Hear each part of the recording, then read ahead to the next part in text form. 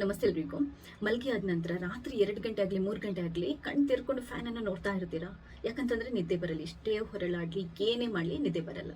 ಈಗಂತೂ ಈ ಸೆಕೆಗೆ ನಿದ್ದೆ ಬರ್ತಾನೆ ಇಲ್ಲ. ದಿನಕ್ಕೆ 2 ಗಂಟೆ 3 ಗಂಟೆ ನಿದ್ದೆ ಮಾಡಿದ್ರೆ ಜಾಸ್ತಿ.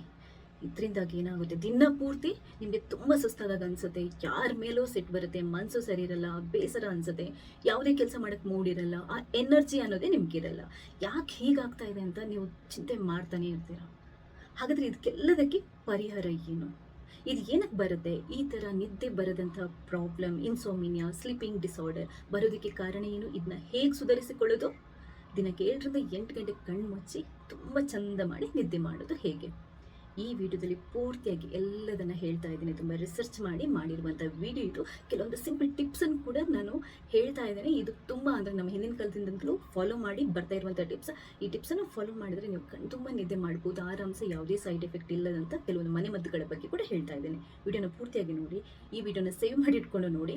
ನೀವು ಮಾತ್ರ ನೋಡೋದ್ರಲ್ಲಿ ಬೇರೆಯವರಿಗೆ ಶೇರ್ ಮಾಡೋದನ್ನು ಮರಿಬೇಡಿ.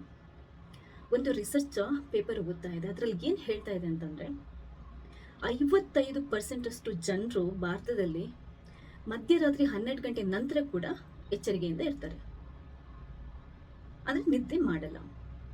3 ಜನರಲ್ಲಿ ಒಬ್ಬರಿಗೆ ಇದೆಯಲ್ವಾ ನಿದ್ದೆ ಬರದಂಥ ಸಮಸ್ಯೆ ಇದೆ.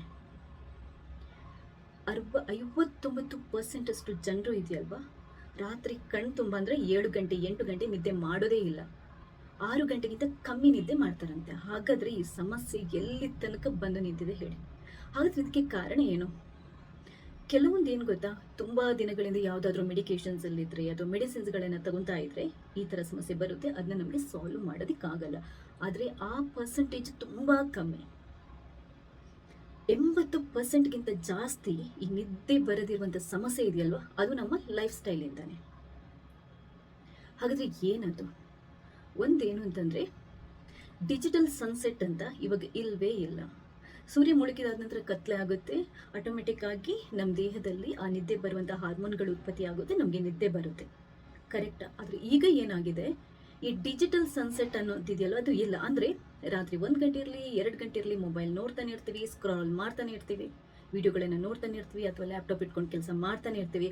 ಡಿಜಿಟಲ್ ಸನ್ಸೆಟ್ ಅನ್ನೋದಿದೆಯಲ್ವ ಅದು ಇಲ್ಲ. ಇದು ಮೇನ್ ರೀಸನ್. ಅಂದರೆ ಇವಾಗಿನ ಜನರು ಅತ್ಯಧಿಕವಾಗಿ ರಾತ್ರಿ ಟೈಮಲ್ಲಿ ಕೂಡ ಮಲ್ಗೋಕ್ಕಿಂತ ಮುಂಚೆ ಕೂಡ ಸ್ಕ್ರೀನ್ ನೋಡೋದು, ಟಿ ವಿ ನೋಡೋದು. ಸ್ಕ್ರೀನ್ ಅಂತಂದರೆ ಟಿ ವಿ, ಮೊಬೈಲ್, ಲ್ಯಾಪ್ಟಾಪ್ ಇದೆಲ್ಲ ಬರುತ್ತೆ. ಈ ಸ್ಕ್ರೀನಿಗೆ ಅಡಿಕ್ಟ್ ಆಗಿರೋದಿದೆಯಲ್ವಾ, 80%ಗಿಂತ ಜಾಸ್ತಿ ಜನರಲ್ಲಿ ನಿದ್ದೆ ಬರದಿರೋದಕ್ಕೆ ಮೂಲ ಕಾರಣ. ಒಂದು ಇನ್ನೊಂದು ಏನು ಅಂತಂದರೆ, ಇವಾಗಿನ ಈ ನಗರಗಳಲ್ಲೆಲ್ಲ ಇಲ್ಲಿ ರಾತ್ರಿ ಆಗೋದು ಅಂತಲೇ ಇಲ್ಲ. 12 ಗಂಟೆ ಆಗಲಿ 1 ಗಂಟೆ ಆಗಲಿ ಅಂಗಡಿಗಳು ಓಪನ್ ಇರುತ್ತೆ, ಹೋಟೆಲ್ಗಳು ಓಪನ್ ಇರುತ್ತೆ. ನೈಟ್ ಲೈಫ್ ಸ್ಟೈಲ್ ಇದೆಯಲ್ವ ಕಂಪ್ಲೀಟ್ ಆಗಿ ಚಾಲು ಇರುತ್ತೆ. ಎಲ್ಲೋ ಬರ್ತಾ ಇರ್ತೀವಿ, ಎಲ್ಲೋ ಒಂದು ಹೋಟೆಲ್ ನೋಡ್ತೀವಿ, ಜನ ಸೇರ್ಕೊಂಡಿರ್ತಾರೆ, ತಿನ್ನಬೇಕು ಅಂತ ಅನ್ಸುತ್ತಲ್ಲ, ಹೋಗಿ ಟೈಮ್ ಸ್ಪೆಂಡ್ ಮಾಡ್ತೀವಿ, ಬರ್ತೀವಿ.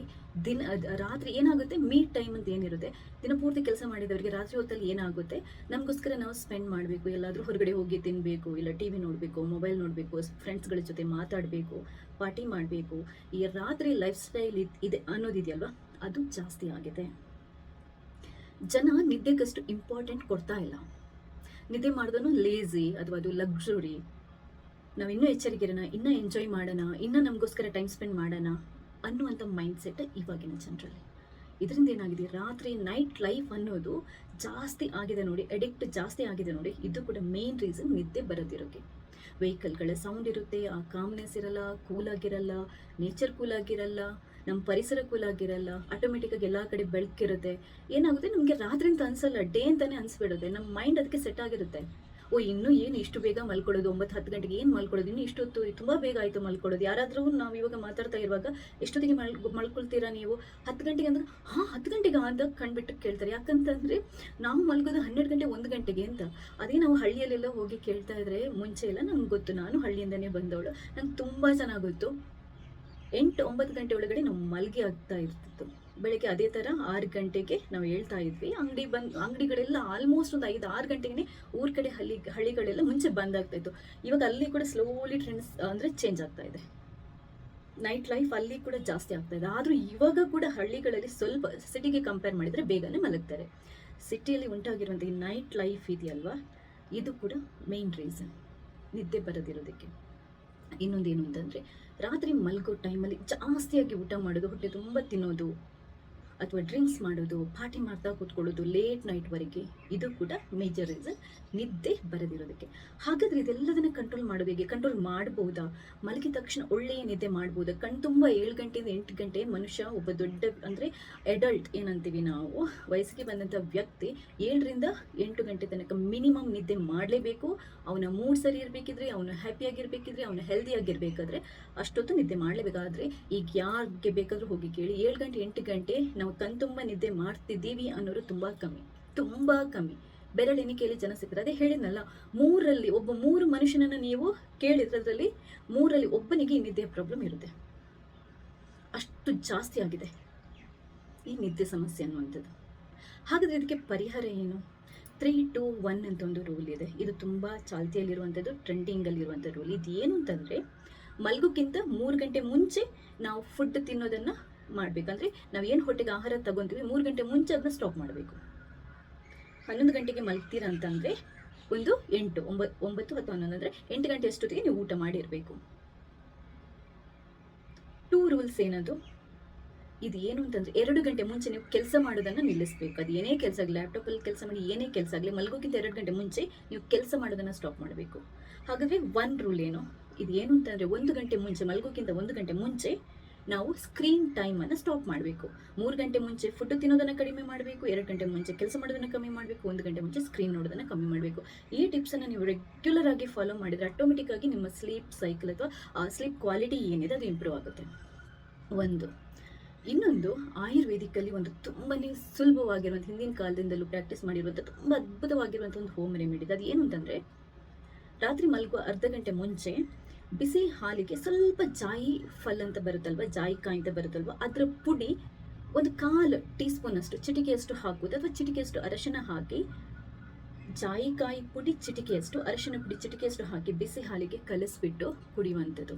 ಇದು ನಮ್ಮ ದೇಹದಲ್ಲಿ ನಿದ್ದೆ ಬರುವಂಥ ಹಾರ್ಮೋನನ್ನು ಕ್ರಿಯೇಟ್ ಮಾಡೋದಕ್ಕೆ, ನಮ್ಮ ಮೈಂಡನ್ನು ನಿದ್ದೆ ಮಾಡಲಿಕ್ಕೆ ಸೆಟ್ ಮಾಡೋದಕ್ಕೆ ತುಂಬ ಸಹಕಾರಿ. ನೀವು ಹಿಂದಿನಿಂದಲೂ ನೋಡ್ತೀರಾ, ಮಲಗೋ ಟೈಮಲ್ಲಿ ತುಂಬ ಜನ ಹಾಲು ಕುಡಿದು ಮಲಗೋ ಅಭ್ಯಾಸ ಇದು. ಹಾಲು ಕುಡಿಯೋದು ಏನಕ್ಕೆ ಅಂತಂದರೆ, ಹಾಲು ನಮ್ಮ ದೇಹದಲ್ಲಿ ನಿದ್ದೆ ಬರುವಂಥ ಹಾರ್ಮೋನ್ಗಳನ್ನು ಕ್ರಿಯೇಟ್ ಮಾಡುತ್ತೆ, ನಮ್ಮ ನಿದ್ದೆಯ ಕ್ವಾಲಿಟಿಯನ್ನು ಇಂಪ್ರೂವ್ ಮಾಡುತ್ತೆ. ಇದು ತುಂಬ ಸಿಂಪಲಾಗಿ ಯಾರು ಬೇಕಾದರೂ ಫಾಲೋ ಮಾಡ್ಬೋದು. ಒಂದು. ಇನ್ನೊಂದು ಏನು ಅಂತಂದರೆ, ಒಂದು ಎಣ್ಣೆ ಮಸಾಜನ್ನು ನಾವು ಮಾಡ್ಬೋದು. ಅದು ಯಾವ ಥರ ಅಂತಂದರೆ, ಹಿಮ್ಮಡಿ ಬರುತ್ತಲ್ವ, ಕಾಲಿನ ಹಿಮ್ಮಡಿಗೆ ಮಲ್ಗೋಕ್ಕಿಂತ ಮುಂಚೆ ಎಳ್ಳೆಣ್ಣೆ ಅಥವಾ ತುಪ್ಪ ಲೈಟಾಗಿ ಬಿಸಿ ಮಾಡಿಕೊಂಡು ಹಿಮ್ಮಡಿಗೆ ಒಂದು 5 ನಿಮಿಷ ಮಸಾಜ್ ಮಾಡೋದು. ಈ ಟೆಕ್ನಿಕ್ ಕೂಡ ಮಲಗಿದಾಗ ಗಾಢ ನಿದ್ದೆ ಮಾಡಲಿಕ್ಕೆ, ತುಂಬ ಚೆನ್ನಾಗಿ ಕ್ವಾಲಿಟಿ ನಿದ್ದೆ ಮಾಡಲಿಕ್ಕೆ ತುಂಬ ಹೆಲ್ಪ್ ಆಗುತ್ತೆ ಅಂತ ತುಂಬ ರಿಸರ್ಚ್ಗಳು ಹೇಳ್ತವೆ. ಹಿಮ್ಮಡಿಗೆ ಈ ಎಳ್ಳೆಣ್ಣೆ, ಸೆಸಮೆ ಆಯಿಲ್ ಅಂತ ಬರುತ್ತಲ್ವ ಅದು, ಅಥವಾ ತುಪ್ಪದಿಂದ ಅಂದರೆ ಗೀಯನ್ನು ಸ್ವಲ್ಪ ಬಿಸಿ ಮಾಡ್ಕೊಂಡು ಮಸಾಜ್ ಮಾಡುವಂಥದ್ದು. ಮಲಗೋ ಟೈಮಲ್ಲಿ ಲೈಟಾಗಿ ಉಗುರು ಬೆಚ್ಚಗಿನ ನೀರಲ್ಲಿ ಸ್ನಾನ ಮಾಡಿದರೆ ಕೂಡ ಒಳ್ಳೆ ನಿದ್ದೆ ಬರುತ್ತೆ. ಇದೊಂದು ಟ್ರಿಕ್ಕನ್ನು ಕೂಡ ನೀವು ಫಾಲೋ ಮಾಡ್ಬೋದು. ಆಮೇಲೆ ಮಲಗುವಾಗ ರೂಮ್ ಟೆಂಪ್ರೇಚರ್ ಆದಷ್ಟು ನಾವು ಕೂಲಾಗಿರೋ ಥರನೇ ನೋಡಬೇಕು. AC ಇಲ್ಲದಿದ್ರೂ ಪರವಾಗಿಲ್ಲ, ವಿಂಡೋಗಳನ್ನು ಓಪನ್ ಮಾಡಿ ಕರ್ಟನ್ ಹಾಕಿ, ರೂಮ್ ಕತ್ತಲೆಯಾಗಿರಬೇಕು. ಆದರೆ ಕರ್ಟನ್ ಒಂಚೂರು ಕ್ಲೋಸ್ ಮಾಡಿದ್ರೆ ಸಾಕು, ಗಾಳಿ ಬರೋ ಥರ ಇರಬೇಕು, ರೂಮ್ ಕೂಲಾಗಿರೋ ಥರ ಇರಬೇಕು, ಆದಷ್ಟು ತಂಪಾಗಿರಬೇಕು ರೂಮು, ಮತ್ತು ಕತ್ಲೆಯಾಗಿರಬೇಕು, ಮತ್ತು ಸ್ವಲ್ಪ ಅಂದರೆ ಎಲ್ಲ ನಾಯ್ಸ್ ಎಲ್ಲ ಏನಿರುತ್ತೆ, ಸೌಂಡ್ ಎಲ್ಲ ಅದೆಲ್ಲ ಮ್ಯೂಟ್ ಆಗಿರಬೇಕು. ಲೈಟಾಗಿ ಮ್ಯೂಸಿಕನ್ನು ಹಾಕಿ, ಅಂದರೆ ತುಂಬ ಮೈಲ್ಡ್ ಲೈಟಾಗಿ ಮ್ಯೂಸಿಕನ್ನು ಹಾಕಿ, ಒಳ್ಳೆಯ ಮ್ಯೂಸಿಕನ್ನು ಹಾಕಿ, ನಿದ್ದೆ ಬರುವಂಥ ಮ್ಯೂಸಿಕನ್ನು ಹಾಕಿ ಮಲಗಿದ್ರು ಕೂಡ ಕೆಲವರಿಗೆ ತುಂಬ ಚೆನ್ನಾಗಿ ನಿದ್ದೆ ಬರುತ್ತೆ. ಅಂದರೆ ಈ ಶಾಸ್ತ್ರೀಯ ಸಂಗೀತಗಳೆಲ್ಲ ಇರುತ್ತಲ್ವ ಅಂಥದ್ದನ್ನು. ಹಾಗಂತ ಪಾರ್ಟಿ ಅಥವಾ ಬೀಟ್ ಸಾಂಗ್ಸ್ ಅಲ್ಲ, ಮೈಂಡನ್ನು ಕಾಮ್ ಮಾಡುವಂಥ, ರಿಲ್ಯಾಕ್ಸ್ ಮಾಡುವಂಥ, ಕೂಲ್ ಆಗುವಂಥ ಮ್ಯೂಸಿಕನ್ನು ಕೇಳಿದರೂ ಕೂಡ ಬೇಗ ನಿದ್ದೆ ಬರುತ್ತೆ. ಇನ್ನೊಂದು ಏನು ಅಂತಂದರೆ, ಮಲ್ಗೋಕ್ಕಿಂತ 1 ಗಂಟೆ ಮುಂಚೆ ನೀವೇನಾದರೂ ಬುಕ್ಸನ್ನು ಓದುವಂಥ ಅಭ್ಯಾಸ ಇದ್ದರೂ ಕೂಡ ಇದು ಕೂಡ ನಿದ್ದೆ ಬರಲಿಕ್ಕೆ ತುಂಬ ಹೆಲ್ಪ್ ಮಾಡುತ್ತೆ. ಯಾಕಂತಂದರೆ ಬುಕ್ಸನ್ನು ಓದೋದ್ರಿಂದ ಕಣ್ಣು ಟೈರ್ಡ್ ಆಗುತ್ತೆ, ಕಣ್ಣು ಸುಸ್ತಾದರೆ ಆಟೋಮೆಟಿಕ್ಕಾಗಿ ನಿಮಗೆ ನಿದ್ದೆ ಬರುತ್ತೆ. ಎಲ್ಲದಕ್ಕಿಂತ ಮುಖ್ಯವಾಗಿ ಇನ್ನೊಂದು ಅತಿ ಅದ್ಭುತವಾಗಿರುವಂಥ ಟಿಪ್ಸನ್ನು ಹೇಳ್ತಾ ಇದ್ದೇನೆ. ಇದನ್ನು ನನಗೆ ತುಂಬ ಹೆಲ್ಪ್ ಆಗಿದೆ. ದಿನಕ್ಕೆ ಅರ್ಧ ಗಂಟೆ ಸಾಯಂಕಾಲ ಅಥವಾ ಬೆಳಗಿನ ಹೊತ್ತಲ್ಲಿ ವಾಕ್ ಮಾಡಿ. ಸುಮ್ಮನೆ ಅಂದರೆ ನಿಧಾನಕ್ಕೆ ನಡ್ಕೊಂಡು ಹೋಗೋದಲ್ಲ, ಬ್ರಿಸ್ಕ್ ವಾಕ್ ಅಂತ ಏನು ಹೇಳ್ತೀವಿ ಅದು. ಅಂದರೆ ನಾವು ತುಂಬ ಫಾಸ್ಟಾಗಿ ನಡೆಯುವಂಥದ್ದು. ದಿನಕ್ಕೆ ಅರ್ಧ ಗಂಟೆ, ಅಟ್ಲೀಸ್ಟ್ ಒಂದು 2ರಿಂದ 3 ಕಿಲೋಮೀಟರ್ ನೀವು ಬ್ರಿಸ್ಕ್ ವಾಕ್ ಮಾಡಿದರೂ ಕೂಡ ಕಣ್ ತುಂಬ ನಿದ್ದೆ ಬರುತ್ತೆ. ಹಳ್ಳಿಯಲ್ಲಿ ಅಥವಾ ಈ ತುಂಬ ದೇಹಕ್ಕೆ ಕೆಲಸ ಕೊಟ್ಟು ದುಡ್ದು ಕೆಲಸ ಮಾಡ್ತಾರಲ್ವ, ದಿನ ಪೂರ್ತಿ ಫೀಲ್ಡಲ್ಲಿ ಇಟ್ಕೊಂಡು ಕೆಲಸ ಮಾಡ್ತಾರಲ್ವ, ಅವರಿಗೆ ಮಲಗಿ ಅಂದರೆ ಚಾಪೆ ಅಥವಾ ಹಾಸಿಗೆಗೆ ಬಿದ್ದ ತಕ್ಷಣ ಕಣ್ಣು ಮುಚ್ಚಿಬಿಡ್ತಾರೆ. ಯಾಕಂತಂದರೆ ಅಷ್ಟು ಬೇಗ ಅವರಿಗೆ ನಿದ್ದೆ ಬರುತ್ತೆ. ದೇಹ ದಣಿದಿರುತ್ತೆ, ದಣಿದ ದೇಹಕ್ಕೆ ಬೇಗ ನಿದ್ದೆ ಬರುತ್ತೆ. ಸೊ ಆದ್ದರಿಂದ ಈ ಅರ್ಧ ಗಂಟೆ ವಾಕ್ ಅಥವಾ ಆ್ಯಕ್ಟಿವಿಟಿ ಮಾಡೋದು, ಫಿಸಿಕಲ್ ಆ್ಯಕ್ಟಿವಿಟಿ ಮಾಡೋದು ಏನಿದೆ ಅದು ಕೂಡ ನಿದ್ದೆ ಬರಲಿಕ್ಕೆ ತುಂಬ ಸಹಕಾರಿಯಾಗುತ್ತೆ. ಇದೆಲ್ಲ ತುಂಬ ಏನು ಅಂತಂದರೆ ತುಂಬ ಸಿಂಪಲ್ ಟಿಪ್ಸ್. ಇದನ್ನ ಯಾರು ಬೇಕಾದರೂ ಫಾಲೋ ಮಾಡ್ಬೋದು. 3-2-1 ರೂಲ್ ಇರ್ಬೋದು, ಹಾಲಿಗೆ ಕಾಯಿ ಪುಡಿ ಹಾಕಿ ಕುಡಿಯೋದಿರ್ಬೋದು, ಎಣ್ಣೆನ ನಾವು ಹಿಮ್ಮಡಿಗೆ ಹಚ್ಕೊಳ್ಳೋದಿರ್ಬೋದು. ಇದೆಲ್ಲ ತುಂಬ ಸಿಂಪಲ್, ಯಾರು ಬೇಕಾದ್ರೂ ಮಾಡ್ಬೋದು. ಹಾಗೆಯೇ ಅರ್ಧ ಗಂಟೆ ಎಕ್ಸಸೈಸ್ ಮಾಡೋದು ಕೂಡ ತುಂಬಾ ಸಿಂಪಲ್ ಆಗಿರುವಂಥ ಟಿಪ್ಸ್, ಯಾರು ಬೇಕಾದರೂ ಫಾಲೋ ಮಾಡ್ಬೋದು. ಇದಕ್ಕೇನು ನಾವು ಡಾಕ್ಟರ್ಗಳ ಹತ್ರ ಹೋಗಬೇಕಾಗಿಲ್ಲ, ಖರ್ಚು ಮಾಡಬೇಕಾಗಿಲ್ಲ. ಇದೆಲ್ಲ ನಮ್ಮ ಹೆಲ್ತನ್ನು ಇಂಪ್ರೂವ್ ಮಾಡುವಂಥ, ನಮ್ಮ ನಿದ್ದೆನ ಇಂಪ್ರೂವ್ ಮಾಡುವಂಥ ಸಿಂಪಲ್ ಸಹಜವಾಗಿರುವಂಥ ಟೆಕ್ನಿಕ್ಸ್. ಇದರಿಂದ ಏನು ಅಂತಂದರೆ ನಿದ್ದೆ ಇಂಪ್ರೂವ್ ಆದರೆ ನಿಮ್ಮ ಹೆಲ್ತ್ ಇಂಪ್ರೂವ್ ಆಗುತ್ತೆ. ಹೆಲ್ತ್ ಇಂಪ್ರೂವ್ ಆದರೆ ಆಟೋಮೆಟಿಕ್ಕಾಗಿ ನಿಮಗೆ ಗ್ಲೋ ಬರುತ್ತೆ, ನಿಮ್ಮ ಕಾನ್ಫಿಡೆನ್ಸ್ ಇಂಪ್ರೂವ್ ಆಗುತ್ತೆ, ನಿಮ್ಮ ಪ್ರೊಡಕ್ಟಿವಿಟಿ ಇಂಪ್ರೂವ್ ಆಗುತ್ತೆ, ನಿಮ್ಮ ಲೈಫ್ ಸ್ಟೈಲ್ ಇಂಪ್ರೂವ್ ಆಗುತ್ತೆ, ನಿಮ್ಮ ಲೈಫ್ ಇಂಪ್ರೂವ್ ಆಗುತ್ತೆ, ಎಲ್ಲದೂ ಇಂಪ್ರೂವ್ ಆಗುತ್ತೆ. ನಿದ್ದೆ ಮಾಡೋದು ಅಷ್ಟು ಮುಖ್ಯ. ಸೊ ನಿದ್ದೆ ಬಗ್ಗೆ ಎಲ್ಲ ವಿಷಯಗಳನ್ನು ಹೇಳಿದೆ. ನೀನೇನಾದರೂ ಡೌಟ್ಸ್ ಇದ್ದರೆ ಕಮೆಂಟ್ ಮೂಲಕ ತಿಳಿಸಿ, ಅದ್ರ ಬಗ್ಗೆ ಕೂಡ ರಿಸರ್ಚ್ ಮಾಡಿ ನಾನು ವಿಡಿಯೋಗಳನ್ನು ಮಾಡ್ತೀನಿ. ಸೊ ಈ ವಿಡಿಯೋ ಇಷ್ಟ ಆದರೆ ಲೈಕ್ ಮಾಡಿ, ನೀವು ಮಾತ್ರ ನೋಡಿದ್ರೆ ಬೇರೆಯವ್ರಿಗೆ ಶೇರ್ ಮಾಡೋದನ್ನು ಮರಿಬೇಡಿ. ಥ್ಯಾಂಕ್ಸ್ ಎಲ್ರಿಗೂ.